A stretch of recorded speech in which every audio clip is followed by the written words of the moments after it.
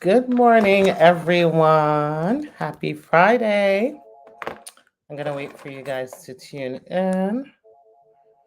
I might have to go back live on Instagram. Uh, can you guys on Instagram hear me? Can you guys actually hear me, or am I on mute? Good morning. Good morning. Can you guys let me know on Instagram if you can hear me? Uh, Hi, Facebook. Hi, YouTube. Happy Friday. Those of you on Instagram, can somebody comment and let me know if you guys can hear me? Can you hear me on Instagram? Well, the fact that nobody's commenting means that they can't hear me. Okay, Instagram, I'm going to log off and log back in because somebody called my phone, so that messes up my audio.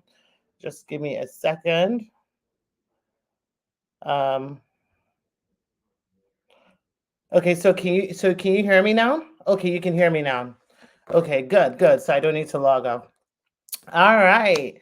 Good morning, Instagram. Good morning, YouTube. Good morning, Facebook. How's everyone doing? Happy Friday.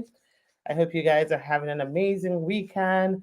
Yeah, Chinadu, you messed up my live. You were calling my office phone, which rang on my cell phone, which was why my audio went off. Um, Anywho, let me introduce myself. My name is Aisha Chidole. I'm an immigration attorney.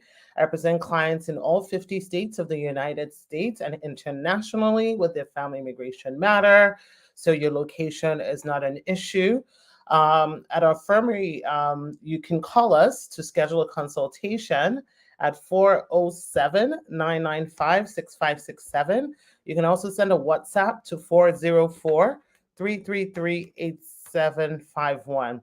Guys, these two numbers are only numbers, so please do not be scammed. If somebody else is saying, call me, I'm Aisha, or I'm the Chidole law firm, those numbers are not valid. These are our only two numbers. So today I want to talk about, and if you're new, definitely leave your comment in the box. Let us know you're new here so I can give you a shout out. Today I want to talk about conditional green cards and what exactly is that? Like, what is that, and how do we remove the conditions in our green card? Generally people just hear the word green card, and a lot of people don't really know the difference between a conditional green card versus a 10-year green card. So let's first start with what a conditional green card is. A conditional green card is a 2-year green card. What does that mean? It means that USCIS has approved you for a green card, but with conditions. Okay. And at the 2-year mark, you have to apply to remove the conditions on your green card. So, a lot of people think, I've had people make this mistake where they go file for like a green card renewal, thinking that well, I have a conditional green card is about to expire. I'm going to file for a green card renewal. But that is not how it works. You cannot apply, you cannot file a green card renewal application, which is like an I-90. You cannot file that when you have a conditional green card.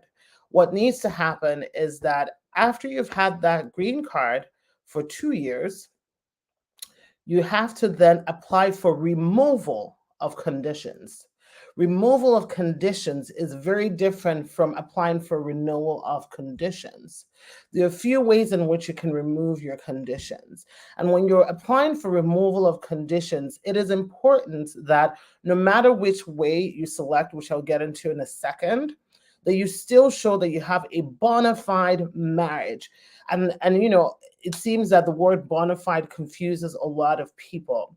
A bona fide marriage means that the marriage is real. It is a legitimate marriage. Bona fide does not mean that you have a marriage certificate, because anybody can get a marriage certificate. Bona fide means that you and your spouse intend to live together as a husband and husband, husband and wife and wife, or whatever. Like, you intend to be in a committed marital relationship outside of U.S. immigration. And so the evidence that they are typically looking for when you're applying to remove your conditions are the exact same when you don't have your green card and they're asking you to prove your marriage. The only difference is that it becomes a bit tougher. And I'm going to stress this because, it hits people like a brick, when it comes and they take their conditional green card away from them, or they get that denial and then they're coming to us in panic. Like, I am telling you guys, conditional green card removal is much harder than getting your initial green card. There are many things that they can, maybe even accept when you don't have your papers and somebody's filing for you, like, taxes, or, we couldn't be in a lot of things because I didn't get my social security till a week before the interview. And, I couldn't do all these things. When you're a conditional green card holders, those excuses don't fly anymore. Like, I've been in interviews where the officers will specifically say, you literally have nothing, but I'm going to do you a favor and give you your green card. But when you come back here for your 2-year green conditional removal, just know that none of this excuse is going to fly. So they want to see stuff that you guys have together, because at that point, most likely you would have been married for like 3 years, by the time the interview is scheduled, or 4 years even. So they want to see that you have proof of your marriage. So what are the types of ways, or how do you remove this condition? So the first way is you can do it jointly. You and your spouse can apply together to remove the conditions in your green card. So meaning both of you have to sign the form, provide the evidence, and both of you have to show up to the interview. Sometimes, though, they bypass your interview depending on how much stuff you submit for supporting evidence. If you really front load and throw the kitchen sink at USCIS, there's a good chance that, your, conditional green card will be approved without an interview. Another way in which you can remove the conditions in your green card is through what we call a waiver based on certain things. And I can see that you guys are asking questions. I will get to your questions once I finish talking about the topic, so feel free to write your questions, and I'll get to them. So, there are different kinds of waivers, but I'm going to talk about the 3 most popular waivers. Okay. One is, God forbid, knock on wood, if your spouse passes away. If your spouse passes away, you can file for removal of condition. On that basis, with proof of your legitimate marriage, and here, my spouse passed away. The second option is based on divorce. I've seen many people who are in marriages that are not working, and they're like, I'm going to duke it out because I need her to remove the conditions on my green card. So here's the thing. USCIS, everybody that works at USCIS is a human being. Some of those people have also had divorces in their lives. USCIS does not expect every immigrant to be happily married for the rest of their lives. So let's get that clear. You can remove your conditions based on divorce. However, if you are removing it based on divorce, you still have to show that your marriage was legitimate. You guys had irreconcilable differences. Things did not work out, so you still have to show that. So you still have to continue documenting your marriage. You can't just get your conditional green card and you're like, oh, I'm going to coast. Life is good, or whatever it is. You still have to show that.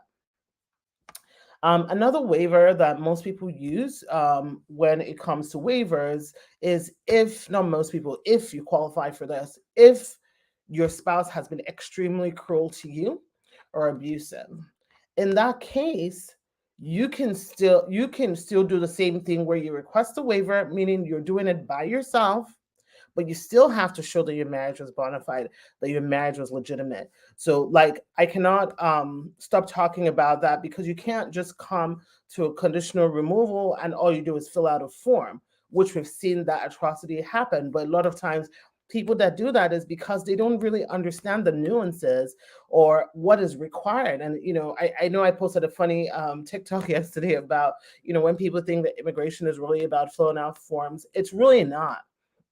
Like, you have to be able to look at each individual case and strategically, let me speak for myself as an attorney, look for the things that make this person a potential red flag and try to resolve that before that stuff gets to an officer to understand and have your explanations. So a lot of times people submit things and, they're not even thinking about from a strategic standpoint, because and you can't blame them because they're not trained to do that. And that's why when you have something as important as your green card, as your citizenship, you should hire a competent professional to assist you with it. So those are some of the ways to remove conditions with a waiver. Another option is an extreme hardship waiver. Honestly, I don't talk about extreme hardship a lot just because it's really, really, really difficult. Really, really difficult to get it on that basis. What you see more often is based on divorce, extreme cruelty, and death. And then, of course, if you and your spouse choose to remove the conditions together. And I don't know if I mentioned this earlier, but if you have a question concerning, well, how do they determine who gets a 2-year green card and a 10-year green card? So you get a 2-year green card if at the time of approval of your green card, you have been married for under 2 years. If you've been married for over 2 years, even if it's 2 years and 2 days, you will get a 10-year green card. But if it's under 2 years, you will get a conditional green card.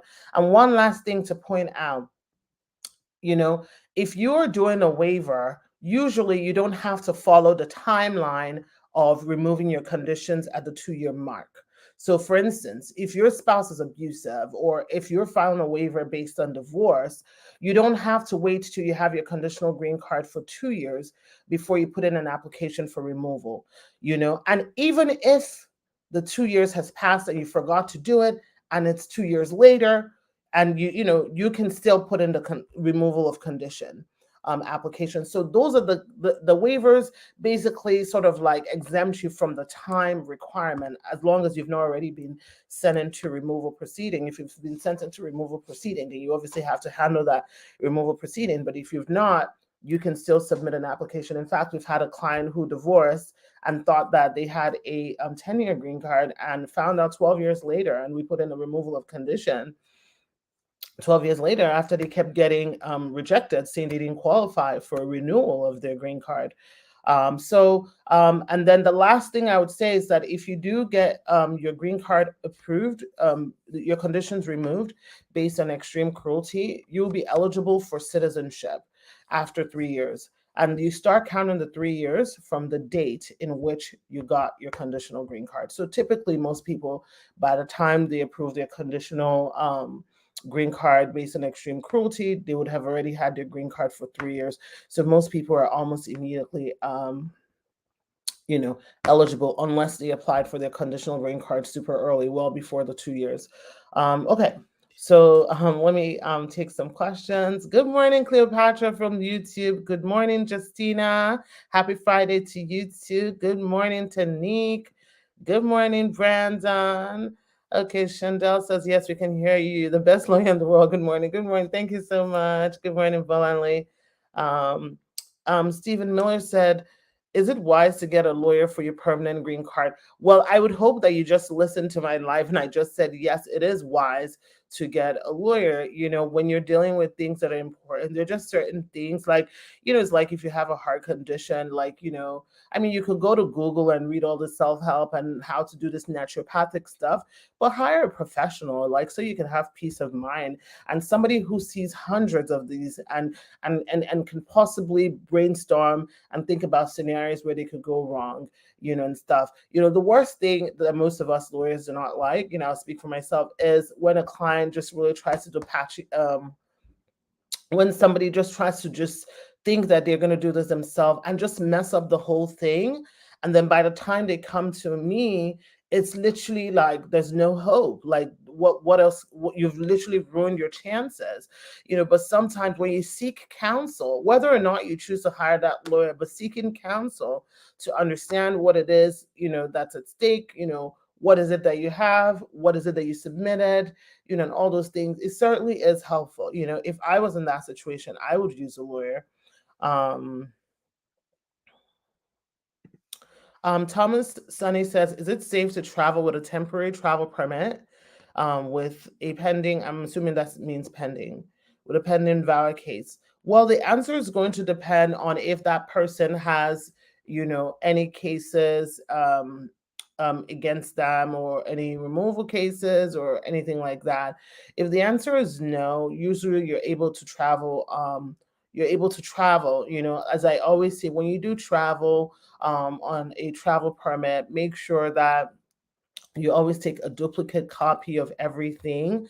So make sure that you're taking your like your your combination EAD travel permit card, if that's what you got, or the paper form, and then the green sheet that has the approval. I would also even take my I-485 pending receipt, and everything that you take, you make a photocopy of it. It's always good to have a backup copy in case something happens to yours, or you're sent to secondary review, that you just have all your stuff together.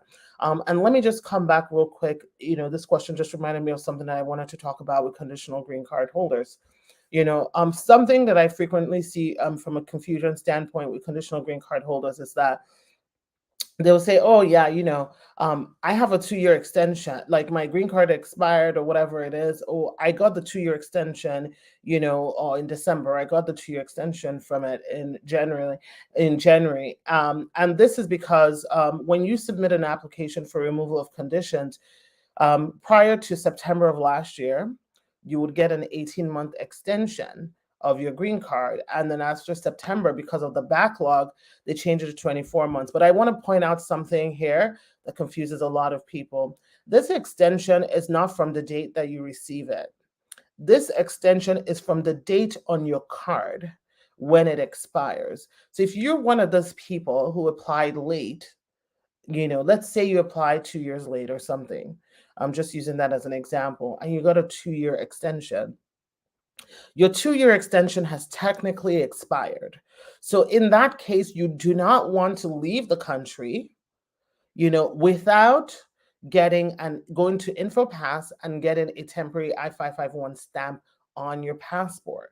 That's essentially a green card stamp. So if you're ever in the process of removing your conditions and your green card expires and the extension expires based on the date that I've told you now, you always want to call USCIS to schedule an InfoPass.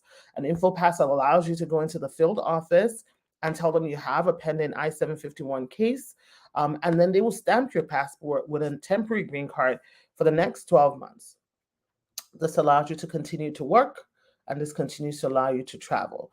If you don't have these things, you're basically setting yourself up for secondary inspection, deferred inspection, like stuff that would basically not be cute. So, yeah. Okay, so let's see what other questions we have here. Let me go to Instagram.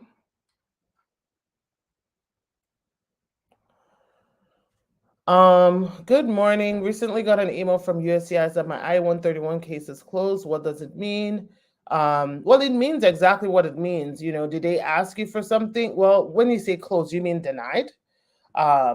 Do you mean denied? Is that what you mean? Because usually if they ask you for something or send you a request for additional evidence and you don't do it, or you don't send it by the timeline, usually they'll close that. Otherwise, they have to make some sort of decision, whether they approve you or deny you, or send you a letter basically saying that you're not eligible based on XYZ.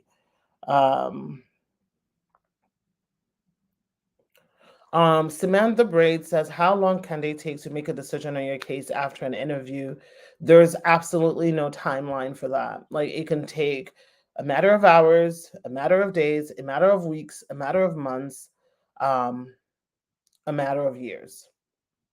So, it just depends. It really just depends. And it depends on your record and what they're looking for.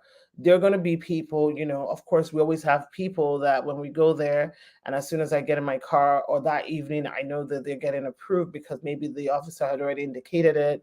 And there was nothing else. Then the other people this might not be their first rodeo with immigration, or they've been divorced before, or they have like maybe a criminal record or something that they're investigating. So they may need to do a little bit more review. And so sometimes you could get approved, a couple months later or wherever. Usually after the 6-month mark, if you haven't gotten an approval after an interview or an RFE or a notice of intent to deny, I always am on the alert, and you want to make sure that you are prepared for like potential pulling up, to your house or pulling up to your work or your spouse's place, that they're doing some security checks, and if you guys don't know, like USCIS will go to another country to do your background check, not just here, just so that you know that they will contact, people in your home country as well. So, all those things, the longer your stuff is out, or pending, those are things that could potentially happen. Um, okay. Okay, I was watching the update that most I-751 no longer require interviews. So right now, something that they're doing to try to control backlogs is that they're saying that. However, that has always been the case, and until we actually see it happening, um, I still want the clients to obviously, the more stuff you send, the less likely for it to happen. But I suspect that still a lot of waiver cases will still require interviews. So, it's something that he just talked about a week and a half ago. So let's wait and see what happens. I have a few people coming up. So let's see if they just approve them without an interview. That would be great. Um, and if there's an interview, we prepare for the interview, and then they'll get approved as well. Um, Sonia says, I'm a 10-year green card holder. What document do you need to file for citizenship? You can probably look on the citizenship website to figure that out. Um, can you travel on a conditional green card internationally? Absolutely. You're a green card holder. You can even petition for your children. As a conditional green card holder, you have the same rights as a permanent green card holder. The only difference is that yours is 2 years, and then you need to remove the conditions. But you can travel. Um, Akata Otamare says, making a police report, will the authorities inform the person you're making the report on? Well, the answer depends on what it is you're reporting. Is it a report because you want them to be arrested? So most of the time, they might reach out to the person. If it's one where it requires them to be arrested or to be questioned, police report, there's no rules to confidentiality. If you're reporting somebody, accusing somebody of something, they might, reach out to the person. It's not the same as USCIS and VAWA cases. Those are two very different things. With USCIS and VAWA cases, there's confidentiality there when you file a VAWA case. But I cannot tell you that there's confidentiality with a police report. If they want to question the person, they can question the person and say, your spouse said you did this, this, this, that. What do you have to say for yourself? Or your spouse says you're harassing them, da da da da da. Or your spouse says you took their property. Or sometimes it depends on the precinct. Some people say it's a domestic or it's a civil matter. It just depends on what it is you're reporting. So it's too broad a question to know what the outcome would be. Okay, let me answer some on Facebook. I left my mouse at home today, so my scrolling is really bad on Facebook and YouTube.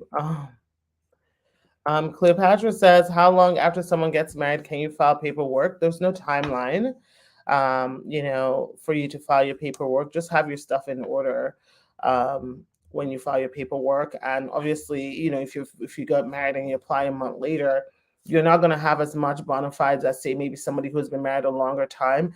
So one of the things that you want to do is to make sure that you are continuing to document your marriage and bona fide, so that when they do schedule you for an interview, you can then present more stuff and say, okay, we were just married and now we have all this stuff.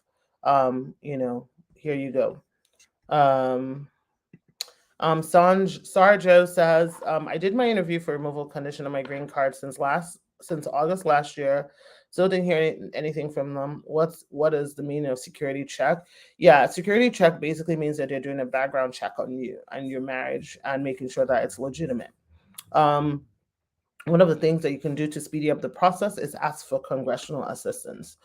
So see who your local congresswoman or man is and reach out to them to see if they can, urge USCIS to move quickly with making a decision. Um, Okay, so my green card expired on January 2022. 2022. I received my 2-year extension letter in December and did my fingerprints February. No RFA or anything as yet. I don't know what RFA means. How long should I wait for an update after fingerprints? You're not going to hear anything else. After your fingerprints for a conditional green card, you're not going to hear anything else until they either make a decision or request additional evidence. Those are the only two things. Um, or they'll schedule you. Oh, well, let me add the third one. Or they may schedule you for an interview, depending on what's in your record. So those are the only things you're looking at. A long time. Like I said, the reason why they give 24 months extensions with conditional green cards is because it's literally taken that long. In the last couple of weeks, USCIS, President Biden, and the Immigration Secretary here have all been introducing these things that are meant to speed up the immigration process. Let's see how it works. Personally, I'm not holding my breath, but I'll be very happy if they do, just because the idea behind initially giving a 2-year work permit was to speed things up, but it didn't. So if they speed things up, then great. But typically, conditional green cards, you're looking at anywhere from 18 months to 24 months realistically. So I wouldn't even lose sleep over it, because at least you're a green card holder. You still have your extension. So you're still very much a green card holder, and just, patiently wait. Okay. Are you required to live with your spouse when you file for a marriage-based green card? Um, no, but it's highly, highly, highly recommended for approval. It is highly recommended for approval. You're putting yourself in a secondary scrutiny scenario and situation, and your reason for not living together has to be make logical sense to any person. If not, live together. Um, can I divorce after my EDD? Can I have my green card after? I don't understand the question. What is EDD? Can you explain that?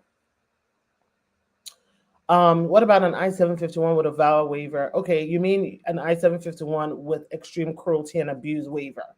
What is your question as it relates to that? What is the question you're asking me? Oh, look at that. So now I can add a moderator to my live. Um, I don't know how to do that, but I'm going to start doing that now, so maybe somebody else can grab all the questions. Um, Um, Silver Miller says, why do USCIS look at divorce with one eye or in a funny way? I don't know. I guess it depends on your question, and it depends on the person. And I don't know what context that you're asking it, but I know certainly when you have somebody who has a lot of divorces and marriages within short periods of time, you're definitely a red flag. There are many things, and maybe I can do another live. Maybe my next live, I can talk about immigration red flags, the types of people or the types of applications that are red flags. Let me know in the comment if you want me to talk about that next on my next live. Let me just write this down so I can talk about that. And because you're an immigration red flag does not mean that your case is impossible, but it's just things to note and prepare. And it's just for you to be extra prepared for that. Um,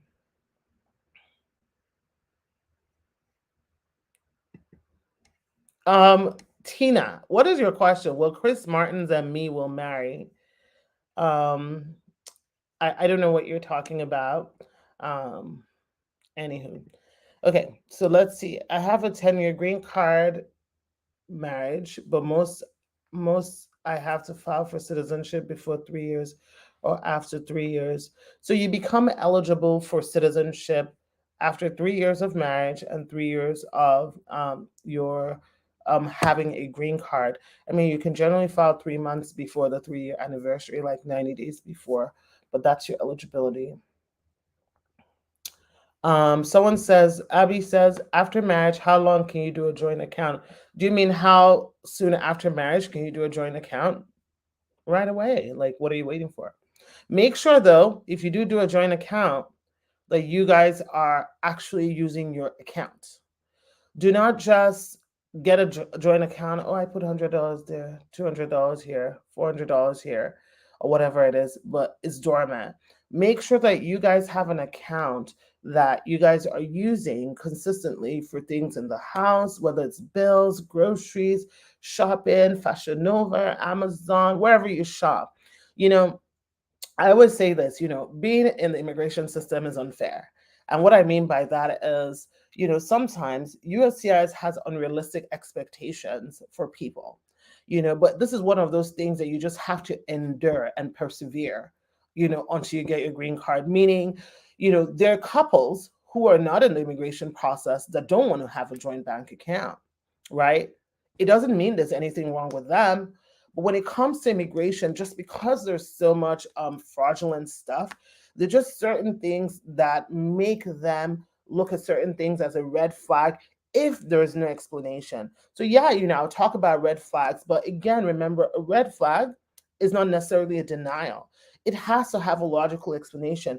And that's why I go back again to those, to when I say, when people think, oh, we're just going to submit a form, I'm going to submit this without really any context to what you're submitting, for the officer. Because when you go into those interviews, they don't have time. They're not sitting down with you for an hour to listen to your stories of why this and this and this and that. Like, you need to come like guns ablaze, like in your application. It needs to be airtight, meaning you need to literally earn the respect of the officer before you walk into the room. I remember a client of mine, before we walked into the room, they kept us waiting for 2 hours. And when the officer came out and he said, because I kept going back and I was like, when are they going to call us? I got to go, because this was an interview that was like 2 hours away. And all I was thinking was, I got to go pick up my kids. Like, their school is going to close. And I remember, and I said to the officer, when he opened the door, did you forget about us? Like, I was saying it in a joking manner. And he laughed. And when he laughed and said, no, he didn't, that he was reviewing the case. And as soon as we got in, said, I just wanted to let you know that I already approved you guys before you came inside. At least your wait was not in vain. So, to me, or I'm saying that to show you guys that if you come airtight, those interviews are literally just fulfilling all righteousness because they have to do it. But they're already ready to approve you unless something goes off, at the interviews. There are literally some interviews that they're just already a slam dunk case, and it's just go there and answer the simple questions they ask you. Yeah, so, okay. What if you received your travel document and work permit, but no prima facie? Those are two different things. So your travel document and work permit, when you have an adjustment of status attached to your valid case, is because you have a pending 485. But you don't get a prima facie unless they feel that you meet the minimum requirements for VAWA. So you could just the same way that people can get a work permit and a travel permit but still be denied their case. You're not going to get a prima facie unless you meet the requirements to be classified as a VAWA victim. So, I'm hopeful for you that maybe you'll get it. Delay is not denial as long as you get it. But if not, it's one of the things that you want to see what's going on and why you haven't gotten it, because I don't know how long it's been. Oh, Epiphany says, much love from Turks and Caicos Islands. Oh my God, I am so jealous. So jealous. So jealous. Such a beautiful country. Like, I totally want to visit one of these days. Fanny Boy says, you're looking sharp today, attorney. Please, what's your secret? Secrets, Jesus and water. Jesus and water and minding my business. How long does it take to get a work permit and other documents using VAWA? The answer depends on if you're filing a standalone VAWA case, or if you're filing your adjustment of status, which is your green card application with your VAWA case. If you're doing a standalone VAWA, your work permit, you're not going to get it until they make a decision on your VAWA case, which usually takes anywhere from 2 years to 2.5 years. If you applied for an adjustment of status, you're looking at somewhere between 5 to 9 months. Before, most of them were approaching towards a 9-month mark. Knock on wood, this month we've been seeing more come around the 5 and 6 month mark. I'm hoping this is a new norm, and I'm even hoping that it becomes quicker. As you guys know, end of last month, USCIS announced like a premium processing for EADs and stuff like that, where applicants can pay a premium fee for them to make it quicker. So we're waiting. We're not going to find out really what's up with that until June. So those are things that you guys that are in that waiting game could consider, and if it's worth it to you once they do that. This is my last question, guys, and because I have a meeting. Um,